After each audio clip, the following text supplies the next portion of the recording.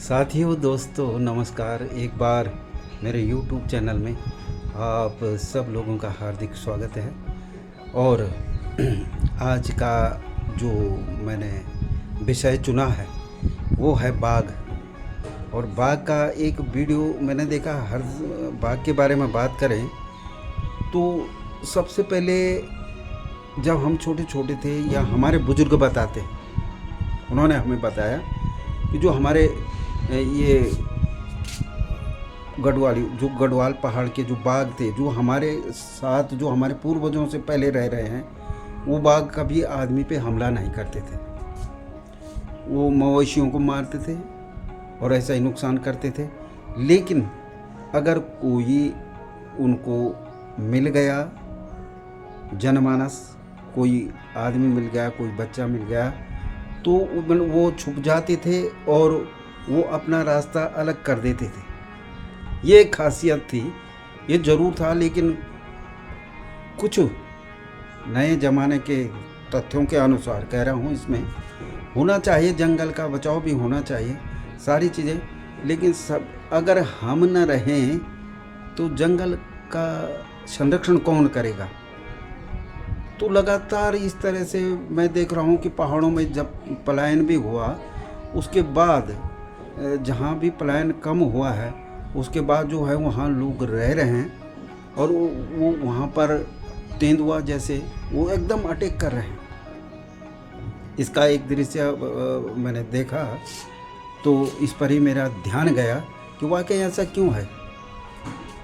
जो हमारे जो पूर्वजों से जो पहले बाघ हुआ करते थे, उनका एक ही एरिया होता है, निश्चित एरिया, और वहाँ तक वो रहते हैं।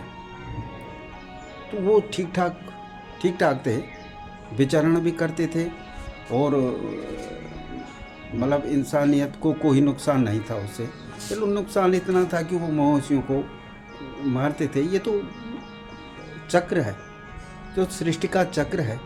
लेकिन अब लगातार इस तरह से बाघ का आतंक, तेंदुआ, इस तरह से ब्रीड जो है चेंज हो गया है यहाँ के। और देखने में हमारे जो यहाँ के पहले बाघ थे वो मेरी समझ से धीरे धीरे लुप्त अवस्था में हैं, ऐसे लग रहा है मुझे। या मैं ज़्यादा भूल गया तो माफ़ कीजिएगा, लेकिन ऐसे लग रहा है। आखिर क्यों बाघ इस तरह हमला कर रहे हैं? जगह जगह बाघ का आतंक हो रहा है। फिर उसको वन विभाग वाले पकड़ते हैं और फिर उसको कहीं और छोड़ देंगे या ले जाते हैं वहाँ से पकड़, या उसको शूट करना पड़ता है। जब वो आदमखोर हो जाता है तो इस तरह आतंक का शूट करना पड़ता है। तो ऐसा क्यों होता है?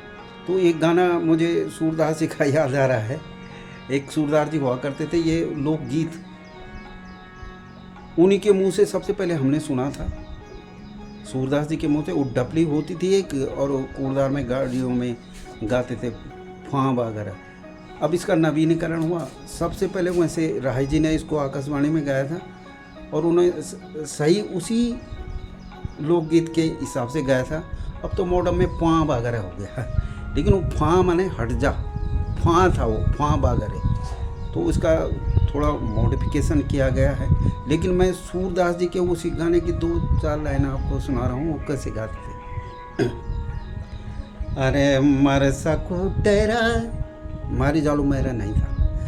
मर सकू तेरा, अरे गढ़वाल ने बाग लागो, बाग के बाडरा, मेरा पाँ बागरे, मेरा पाँ बागरे।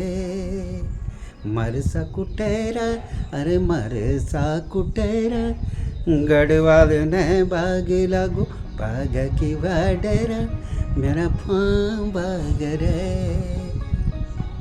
अरे चिलमी को पीछा, चिलमी को पीछा, अरे पहली पहली बाग लगा लंस डोना का बीचा, मेरा फाँ बागरा, मेरा फाँ बागरा।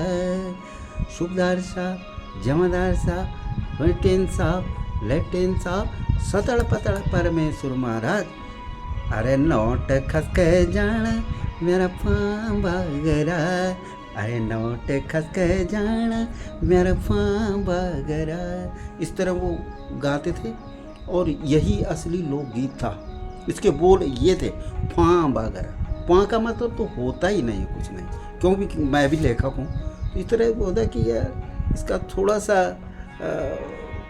जो शब्द था, वो शब्दों का जो उसमें पिरोया था गीत में, जिसने भी बनाया होगा, लेकिन लोकगीत मैं इसकी मानता हूँ।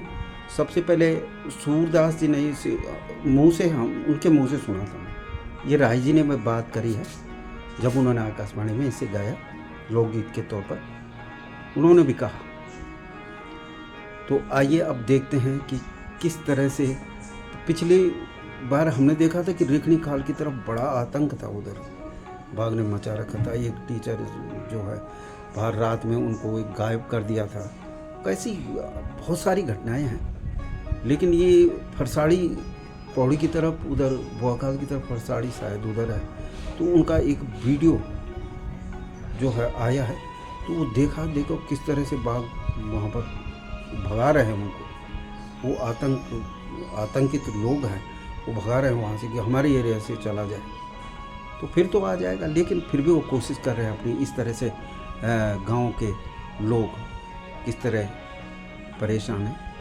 एक ये वीडियो देखिए।